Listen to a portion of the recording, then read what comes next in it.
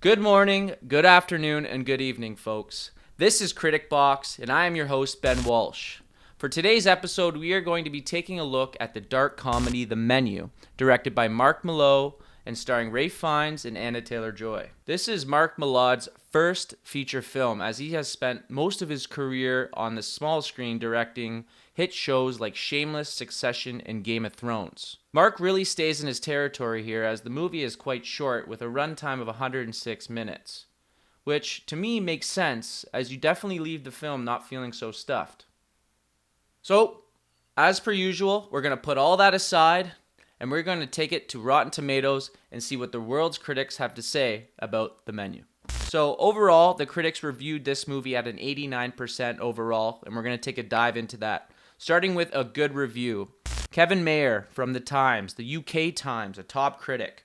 The Willy Wonka storyline is aped here, as one naughty guest after another faces up their fate in a thinly disguised morality play. Okay, so I don't really know what aped means. Here we go again with our critic lingo. But I have to say, or I believe that he is kind of saying that it mimics the Willy Wonka storyline, which I 100% agree with. Ralph Fiennes' character is kind of like Willy Wonka in the fact that he's bringing you into this mysterious place of wonder, and everyone talks about it, and it's a place where you want to be, but he quickly turns it into a place where you wish you really hadn't shown up. So I totally agree with Kevin Maher, and we'll dive into it too, but this movie is definitely an eat the rich, kind of stick it to the one percenters and all the foodie snobs out there. So when he says one naughty guest, that's kind of what we're talking about here. So if you like to kind of see those types of people get what they got coming, then yeah, for sure, Kevin hit it on the head here. Next up, we got a bad review, and that's from Charles Bermesco from The Playlist. Everything on the menu of The Menu looks good enough, but once its moldly tirade against the 1% has been fully dished out, it's plain to see there's not a whole lot of meat on the bone here. Wow, Charles.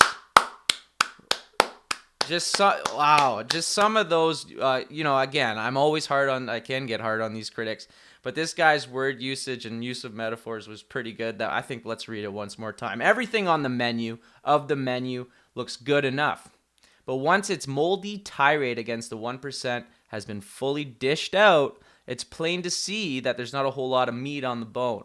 So basically, what he's saying is what I had gotten into with the first good review we just did, is that a lot of this movie is basically about taking it out on the 1%. Obviously, as a person in modern society today, there's a lot of angst towards those 1%ers, however you want to define it. And I think that's what this movie really exploits, is kind of taking a hit on the rich of the world, and most characters, all the characters that are sitting in the dining room are kind of like represent the 1% in the overfed type of people, if you will. So Charles hit it on the head there. In terms of a bad review, he gave it a C+. But he doesn't really get into a moldy tirade against.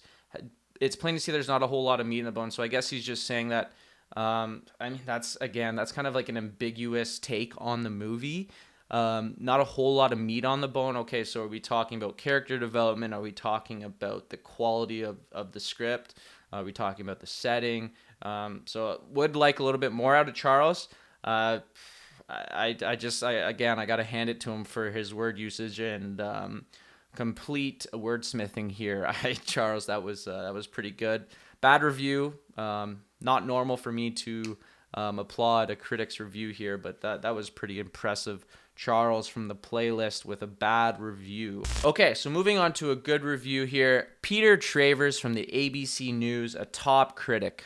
Foodie culture gets hilariously torched as a celebrity chef acted to pretentious perfection by Ralph Fiennes, totally agree, holds his customers, except for a deliciously defiant Anya Taylor-Joy, to the fire at his restaurant from hell. It's all delectably unhinged. Now, I don't know if there's certain rules for critics, but this guy, Peter, gave a shit ton away here in this movie. So I don't know if there's a critics review board here, but this guy might be on trial because he just gave a shit ton away.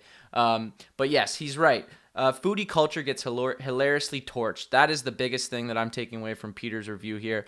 That is the meat and bones of this movie is the fact that you're taking the one percenters and the foodie culture and all those, ignorant bastards that just love to pick apart a delicious meal in front of them. If anyone knows someone like that, you know how annoying it is when you go out for dinner with someone and they just kind of take it back, or just the cringe when that happens. So those types of people are just getting absolutely roasted on this movie.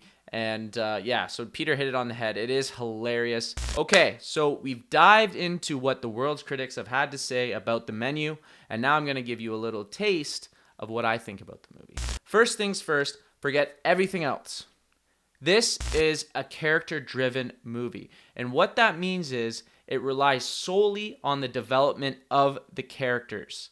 So, yes, we have a setting, and it's at this restaurant on a remote island, but most of the film, I would say 95% of the film, is in the restaurant with the folks sitting down and trying out these different courses that this chef is presenting to them.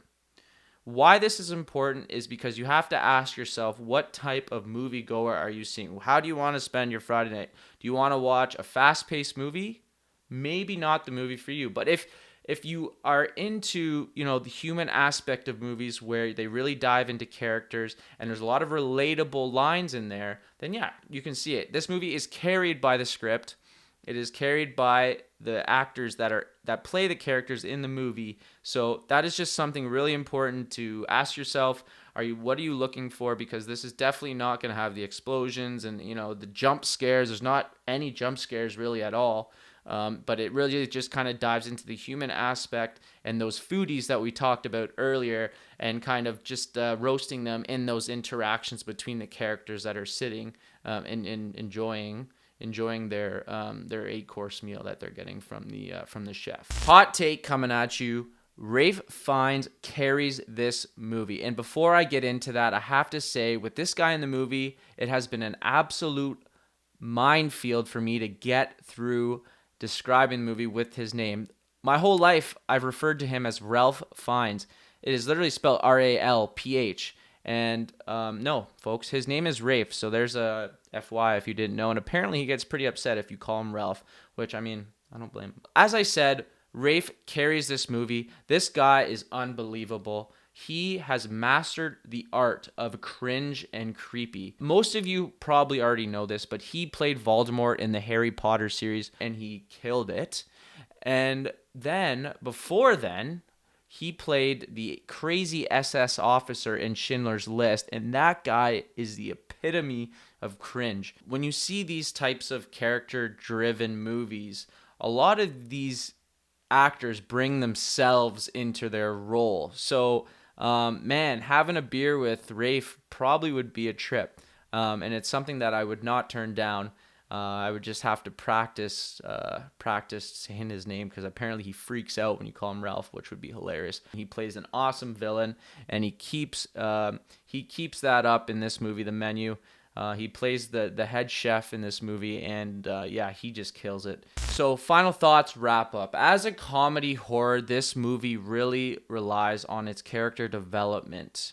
The horror is based inside the setting, and that the characters are trapped inside of this restaurant, but the comedy really comes out, and I think that's where the value of this movie comes out, in the characters that are in the movie.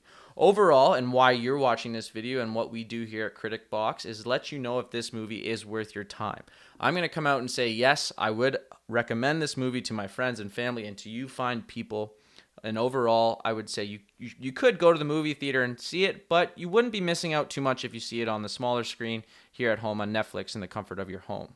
That's it. That's all from me, folks. Ben Walsh here at the Critic Box. If you'd be so kind, please like and subscribe the video. Be kind and take care.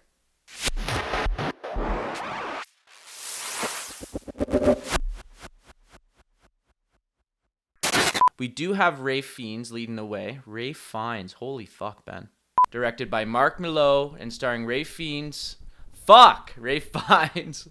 Directed by Mark Mylod and starring Ralph Fiennes.